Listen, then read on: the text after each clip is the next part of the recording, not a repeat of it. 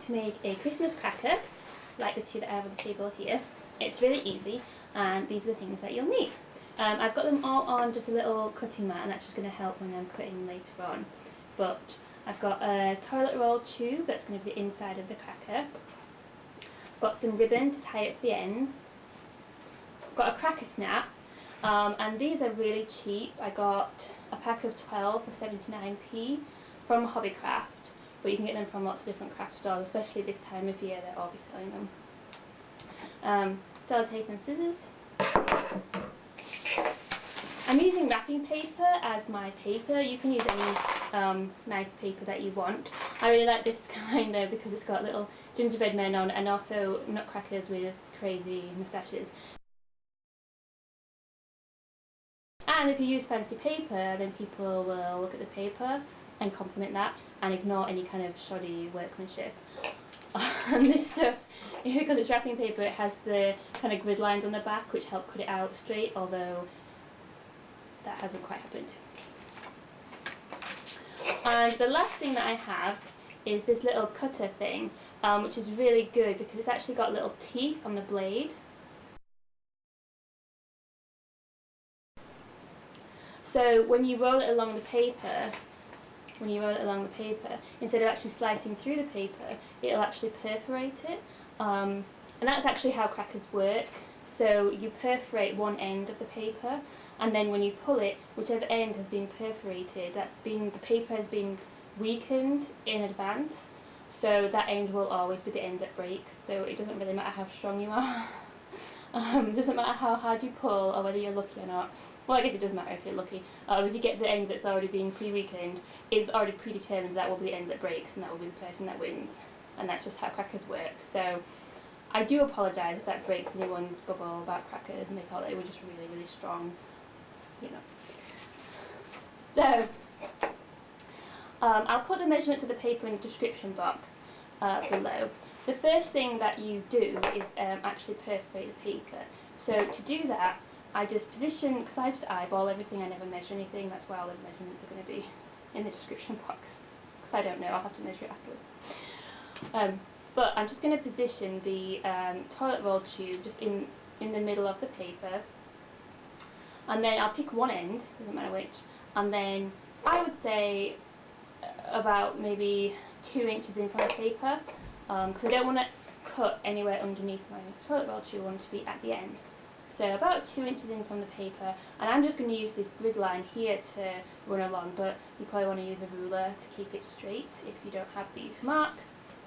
And I'm just going to run the little cutter along the line.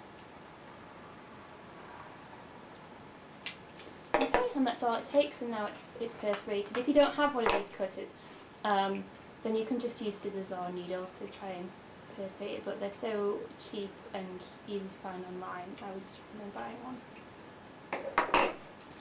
one. Right, so the next thing that I'm going to do is I'm going to get my toilet roll tube again and just put it again back in the middle, and then I'm going to get my cracker snap and put it through the tube.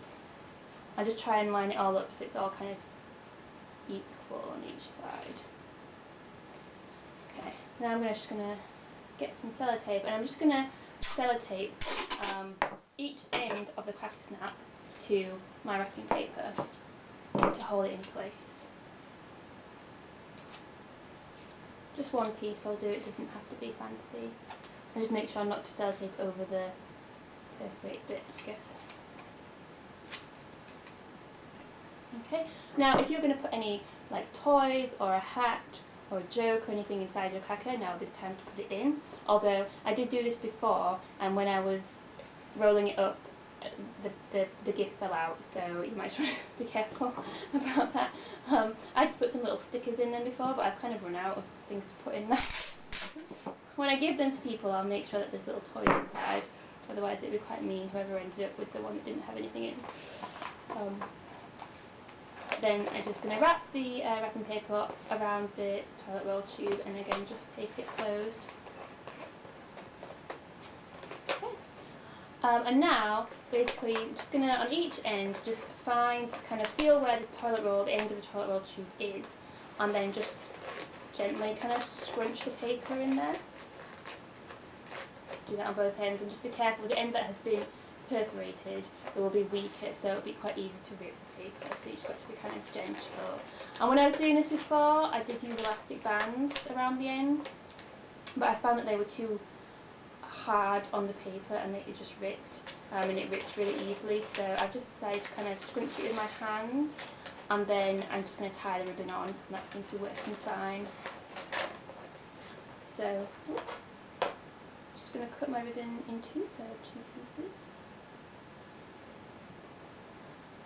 And here I am actually using paper scissors to cut fabric, so this just feels wrong, but it's happening. Right. That's about as wild as it's going to get tonight. I'm just going to tie the ribbon round, and I'm going to attempt to tie a bow, but if I'm honest, bows are not really my thing. You know, we all have skills, and tying bows just ain't one of mine.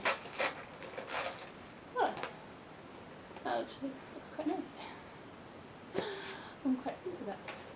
Right, do both ends and stop just celebrating my own bow tying ability.